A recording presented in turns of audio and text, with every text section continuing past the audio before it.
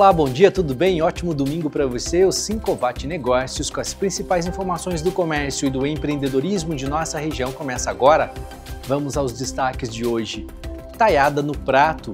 Jornalista de Caçapava lança e-book com receitas originais com o doce típico da cidade.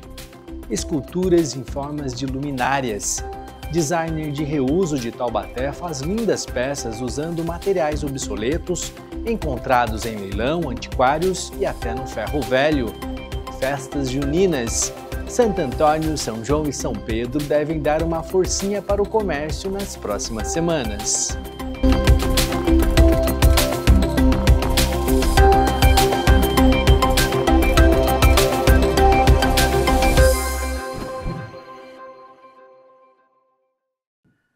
Um patrimônio saboroso em formato digital.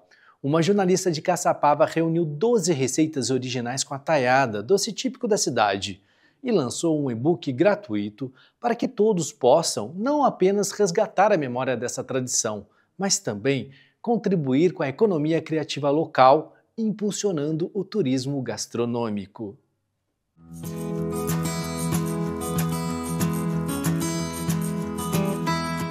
Depois de frito, o torresminho temperado com cachaça e sal recebe um molho especial preparado com uma farofa de taiada e geleia de pimenta.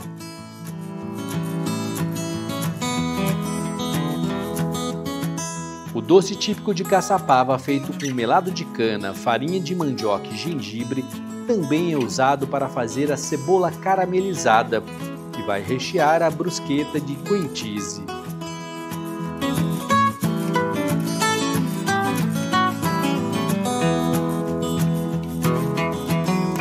Ao todo, são 12 receitas com pratos doces, salgados e bebidas que mantém viva e promove o resgate cultural desse patrimônio da gastronomia caçapavense.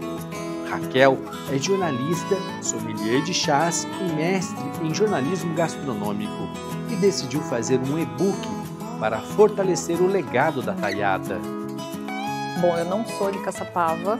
Não nasci em Caçapava e eu morei pouco tempo em Caçapava, 2 anos só. Mas assim que eu cheguei em Caçapava, eu esperava encontrar taiada para todo lugar, né? Nos cafés, nos restaurantes, nas casas das pessoas. E isso não aconteceu. E aí isso me intrigou. Eu falei, como é que chamam eles de taiada e eu não via taiada ainda? Foi aí que eu tive essa curiosidade. Do que é então? Por que vocês não consomem? Porque comecei a falar com os mais jovens, né? E os mais jovens nunca tinham provado a taiada. Então, eu acho que é hora da gente tentar repaginar essa taiada para trazer na mesa ou no comércio local dos caçapavenses. O livro online chamado de Taiada no Prato apresenta 30 páginas ilustradas com as receitas. A proposta é não apenas resgatar a memória do doce, mas também contribuir com a economia criativa local, valorizando a tradição e impulsionando o turismo gastronômico. O maior estranhamento da taiada é quando fala que vai farinha.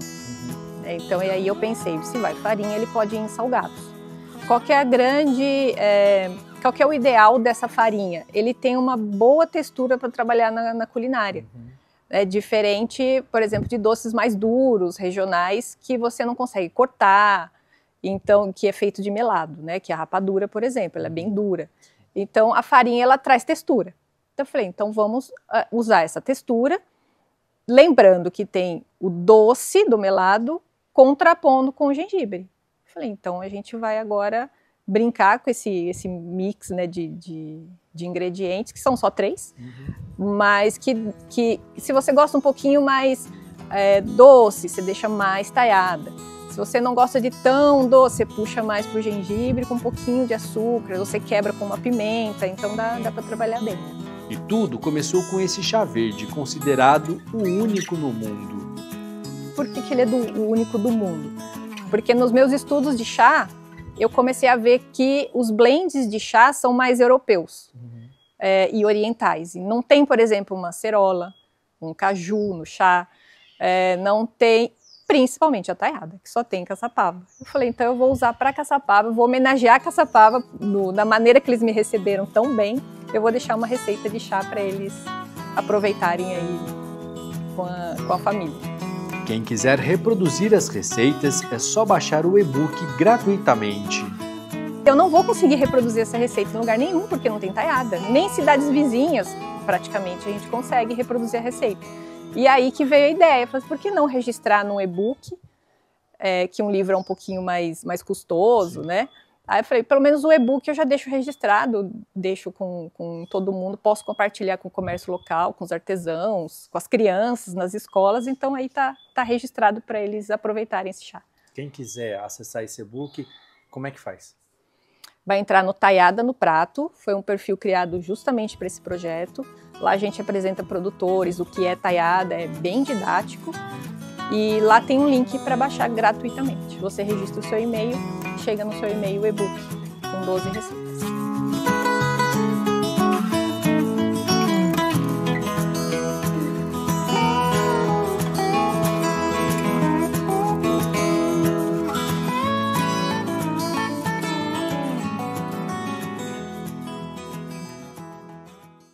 A seguir, Santo Antônio, São João e São Pedro devem dar aquela forcinha para o comércio neste mês de junho. O 5watt Negócios volta já!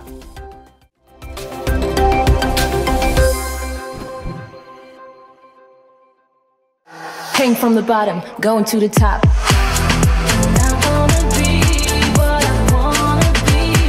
Guess what? I know who I am and who I wanna be.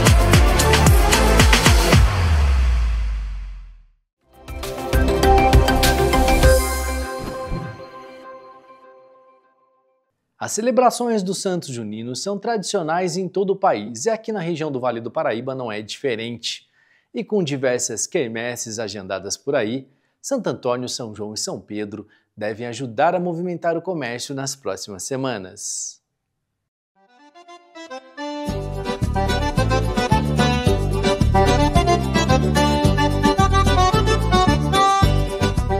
Chapéu de palha, camisa xadrez, bolinho caipira e muito doce de amendoim. No Vale do Paraíba, quando o mês de junho dá as caras, ninguém fica parado. As festas juninas são mais do que tradição, são praticamente um estado de espírito. E para homenagear Santo Antônio, São João e São Pedro, tem quermesse em tudo quanto é canto. Nas escolas, nos condomínios, nas igrejas e vários outros eventos grandes. E com tanta bandeirinha no alto e fogueira no chão, tem um setor que agradece, o comércio. As festas ajudam e muito a movimentar as vendas por aqui, principalmente os mercados de doce, decoração e comidas típicas. É muito interessante, né? O Brasil é um país continental, as festas juninas têm um impacto absurdamente grande no norte e no nordeste. Quem já viu uma festa dessa realmente fica impressionado. Mas isso vem aqui permeando também a nossa região. A gente sempre comemorou aqui São João, São Pedro, Santo Antônio, e de alguma maneira isso vem crescendo, né? Nas escolas, nos condomínios, nos clubes, né? As quermesses das igrejas. É uma tradição forte aqui da nossa região e com certeza, né? Você tem ali a questão das lojas que vendem fantasias, ali o nosso caipira, né? Que você compra ali o chapeuzinho, o pito de barro, você tem ali os supermercados com as comidas típicas. Então é uma data forte, bastante pontual, mas que com certeza ajuda aí o faturamento do mês de junho.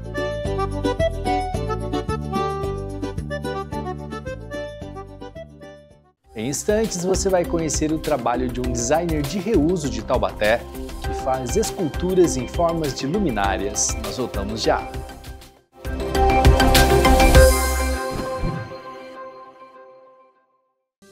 Olá, tudo bem? Você está se sentindo sobrecarregado aí na sua empresa? Tarefas acumulando, ideias engavetadas e você mal consegue parar para respirar? Talvez o que você esteja precisando não é de mais horas no dia, mas sim de um estagiário. Sério, um estagiário bem escolhido pode ser aquele impulso que faltava para a sua empresa andar mais rápido, crescer com organização e ainda trazer um olhar novo para o seu negócio. E não, você não precisa quebrar a cabeça com isso. A centralestágio.com cuida de tudo, da seleção até a parte burocrática. Você ganha tempo, alívio e ainda ajuda a formar novos talentos. Quer dar esse passo? Chama centralestágio.com. Nós vamos te ajudar.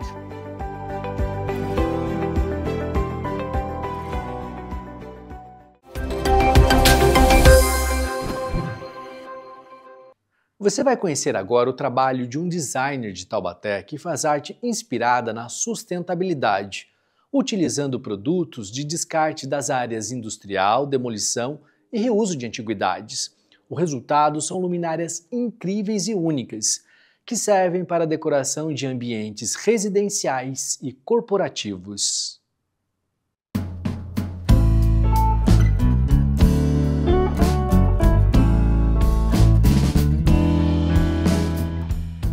É assim, conectando um elemento ao outro, que César vai dando forma à sua criatividade.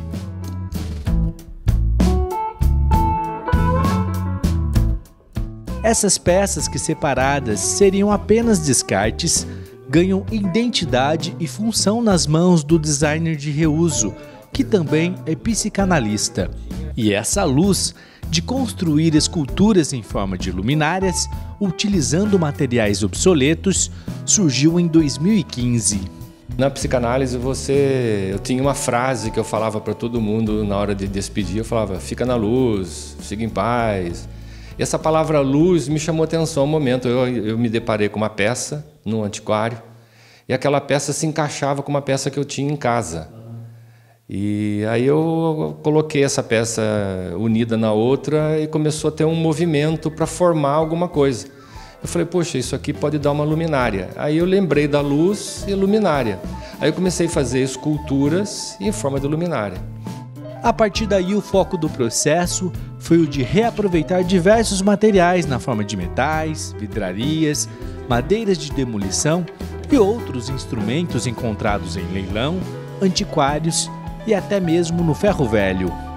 As peças elas não têm uma relação direta com a outra, porque você não consegue duplicar. Porque você encontra peças em antiquário, em ferro velho ou em leilão, e essas peças não necessariamente você consiga fazer uma semelhança entre elas. Mas todas eu considero que são esculturas funcionais, porque elas têm uma função de iluminar o ambiente. E eu gosto das lâmpadas antigas, né, que são réplicas das lâmpadas de Edison, que elas são de filamento carbono. E essas lâmpadas elas trazem um tom amarelado para o ambiente que traz aquele aconchego, traz aquela lembrança da casa da vovó, do fogão de lenha, daquela luz mais tênue assim. César constrói luminárias de chão e de mesa. Apesar de cada uma ser de um jeito, todas seguem uma estrutura que vai depender das peças que o designer encontra. Os manômetros, que são esses instrumentos utilizados para medir a pressão de fluidos contidos em recipientes fechados, aparecem em quase todas as luminárias produzidas aqui no ateliê. Esse manômetro ele mantém o estilo da peça, que é o estilo rústico, o estilo industrial, que é o que atrai as pessoas, porque fica parecendo uma máquina, né? As esculturas funcionais em forma de luminárias podem ser objetos decorativos de vários ambientes de uma casa ou de uma empresa.